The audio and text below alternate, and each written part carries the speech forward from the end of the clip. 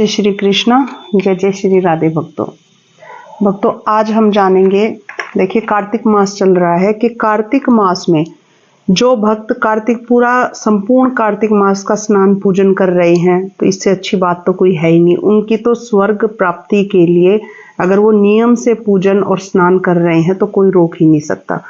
लेकिन जो भक्त संपूर्ण कार्तिक स्नान नहीं कर पाए हैं, तो वो इस कार्तिक मास का फल, संपूर्ण कार्तिक मास का भक्तों फल कैसे प्राप्त कर सकते हैं अंतिम 5 दिनों में। और अंतिम 5 दिन कौन से हैं? अंतिम 5 दिन है देव उठनी एकादशी से लेकर के पूर्णिमा तक, जिसको गंगा स्नान का दिन भी बोलते हैं।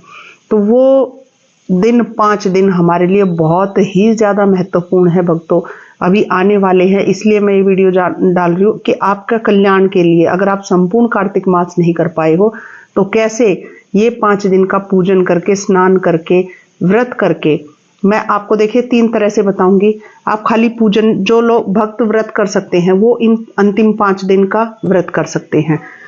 जो दीपदान अवश्य करें। दीपदान में क्या है कि 10 दीपक सिर्फ आपके लगेंगे।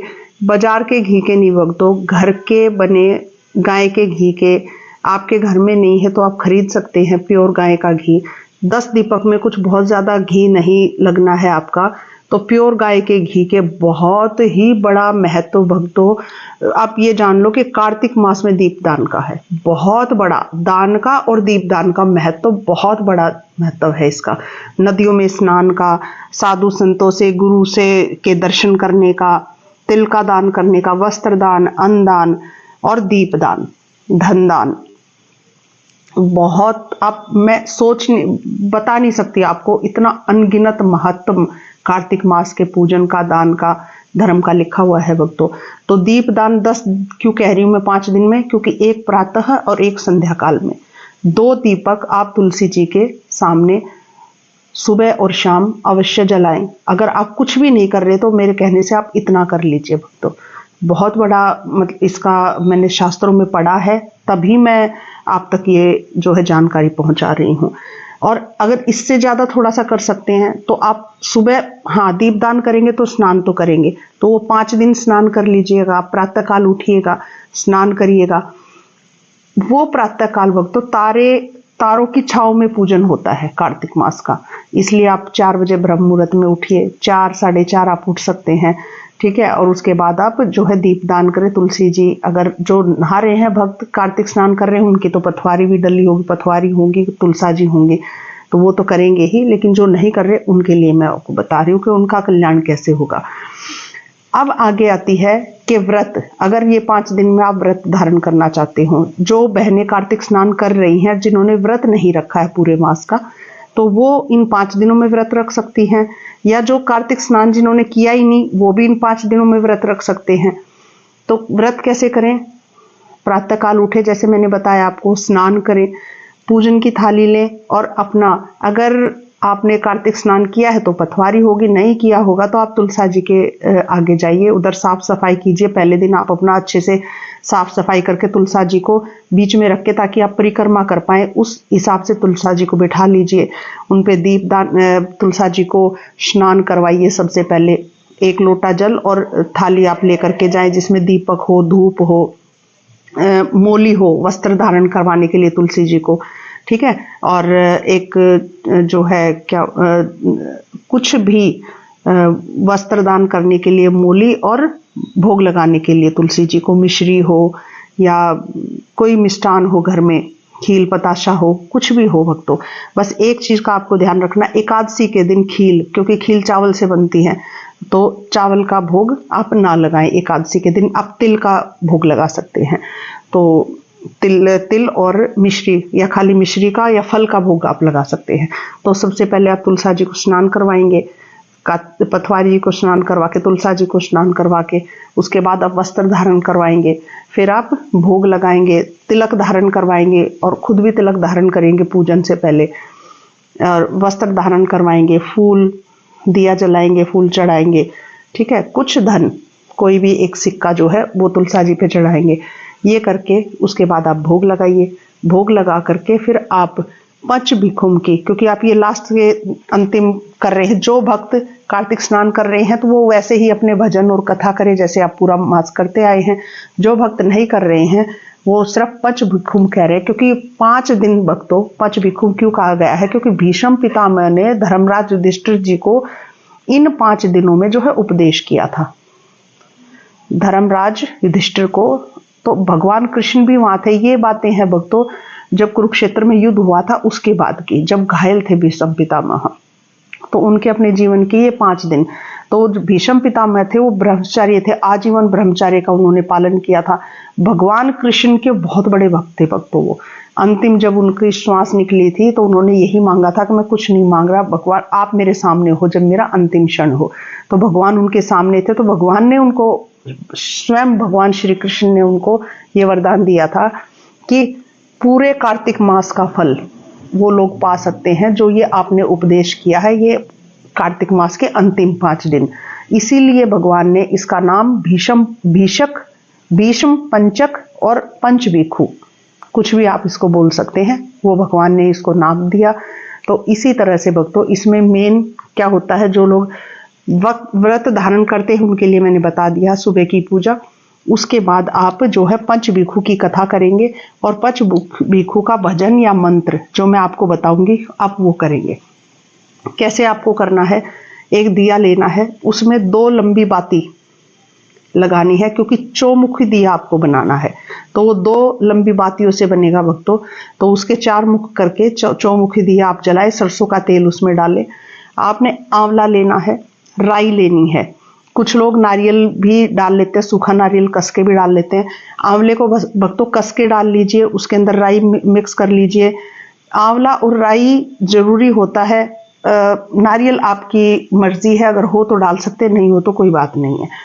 चौमुखी दिया जलाएं, आप पहले कथा करें। कथा करने के बाद जब आप पंच भिखु का व्रत करेंगे तो सुबह प्रातः है जो जितना मैंने आपको प्रक्रिया बताई है, ये सारा पूजन करने के बाद आप जो है ये मंत्र बोलेंगे, हाथ में आंवला और राई लेंगे और उसको पूरे दिए के ऊपर से वार करके वारते जाएं और ये मंत्र बोले, पूनो नहाई पड़वा नहाई, 5 रतन पच तीरथ पच भीखम नहाई, आधे की लाई आंवला आधे की राई, राई दामोदर सावला जिसने सृष्टि रचाई, राजा के घर उतरी पुत्री बन आई, राजा लाया ब्याह के रानी बनाई, 4 चक्कर 4 मक्कर 4 दिए किलो, मैं तुझसे पूछूं श्री कृष्ण जी कब निस्तारा हुए, जब आएगा कार्तिक का महीना तब निस्तारा हुए। और ये पूरी जो है आपने भजन या मंत्र पंच भिखु का जो है ये बोल के और ये उस दिए के अंदर आपको ये छोड़ देने हैं भक्तों, आंवला और राई को। तो इस तरह से भी कर सकते हैं। और हम जैसे पहले से ही करते आए हैं भक्तों, ये भी मैंने पढ़ा, तो हम क्या करते हैं, हम साबुत आंवला लेते हैं, उस पे फूल बाती रख के फूल बाती के ऊपर जो है थोड़ी सी राई छिड़क के और उस बाती को जला कर आई को आंवले को पकड़ के और 4 बार जो है घुमा करके और उसको रखते जाते हैं बड़े दिए में। तो ऐसे भी कर सकते हैं, ऐसे भी, जैसे आपको सुविधा हो, जैसे अच्छा लगे, इस तरह से करके उसके बाद फिर आप आरती करें। आरती करने के बाद भगवान से अपनी पूजा में की हुई गलतियों की क्षमा प्रार्थना करें। तो ये जो है 5 दिन भक्तों, इसी तरह से फिर शाम को दीपदान करें तुलसी जी में, बिल्कुल भी ना भूले संध्या काल का दीपदान, बहुत बड़ा महत्व है। ये 5 दिनों को आप बिल्कुल भी जाने ना दे भक्तों, बड़ा ही जो है कल्याणकारी मंथ महीना इसको कहते हैं। अब आती है बारी पूर्णिमा की, अंतिम जब 5वां दिन हो भक्तों, अगर हो सके तो आप गंगा स्नान करने के लिए जाएं। 365 बाती दीपक नदी के किनारे, बहुत बड़ा महत्व है नदी में दीपदान का, इस मास में बहुत बड़ा महत्व है। तो आप कोशिश करें कि स्नान करने जाएं, या फिर जैसे हमने पिछली बार किया था 1008 बत्ती बाजार में मिलती हैं आजकल, पूजा की दुकान पे जो है मिलती हैं, बनी बनाई आपको मिल जाती। 1008 बत्ती का दीप हमने दान किया था। उसमें तिल का तेल, एक ऐसा जिसमें हम जो बोते हैं नवरात्रों में, ऐसे वाला एक डोना लेके, मिट्टी का पात्र लेके गए थे, 1008 बत्तियां ली और तिल के तेल की बोतल एक लेके, और वो जो है नदी के किनारे दीपदान किया था। भोले बाबा पे जल चढ़ा के, स्नान करके जल चढ़ा के दीपदान किया।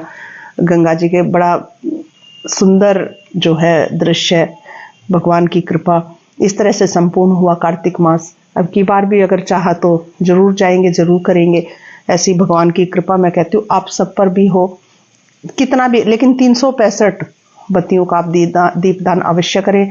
365 दिन होते हैं साल भर में, तो प्रत्येक दिन अगर किसी दिन जो है हम दीपक नहीं जला सकते तो पूरे साल भर का भक्तों हमें वो दीपदान का फल मिल जाता है। तो यही धारणा होती है कि तुलसी जी में 365 दीपक जरूर लगाए। उसमें लगाने का एक तरीका और है, जिसके पास सूखे वाला गोला होता है, नारियल का गोला, उसको काट सकते हैं आप। उसको काट करके उसमें से 4 भाग बना लीजिए, उसको ऊपर से नीचे काटना है, बीच में से नहीं काटना है। और उसके अंदर 365 बातियां रख के, घी डाल के, शुद्ध घी, और वो तुलसी जी के सामने आप जला सकते हैं शाम के समय 5 दिन। तो बहुत बड़ा महत्व है गोले के अंदर रख के तुलसी जी के दीपदान का। तो भक्तों मैं तो कोशिश यही करती हूँ कि ये 5 दिन प्रत्येक दिन 365 या 108 दियों का, दीपक का दान मैं अवश्य करूं। तो आप भी प्रयास करिएगा, बहुत बड़ा महत्व है दीपदान का। इस महीने में दान अवश्य करिए। तिल का दान का बहुत बड़ा महत्व है, तिल दान, वस्त्र दान। अगर आप गंगा में स्नान करने हरिद्वार जा रहे हैं, कड़गंगा जा रहे हैं, यमुना जी में स्नान करने, नदियों में, कोई भी पवित्र नदी हो भक्तों, आप स्नान करने जा रहे हैं, वहां पे दान अवश्य करें, तभी आपका स्नान का पूर्ण फल आपको मिलेगा। धन दान, वस्त्र दान, वस्त्र के क्योंकि खाली नहीं हो सकता, उसमें दक्षिणा रख के आप दान करेंगे ही। अन्न का दान, तिल दान का बहुत बड़ा महत्व है, ये आप अवश्य करें। साधु संतों के दर्शन करें, उनको प्रणाम करें, आशीर्वाद ले, नदियों का स्नान करें। बोलिए जय जय श्री कृष्णा, जय जय श्री राधे भक्तों।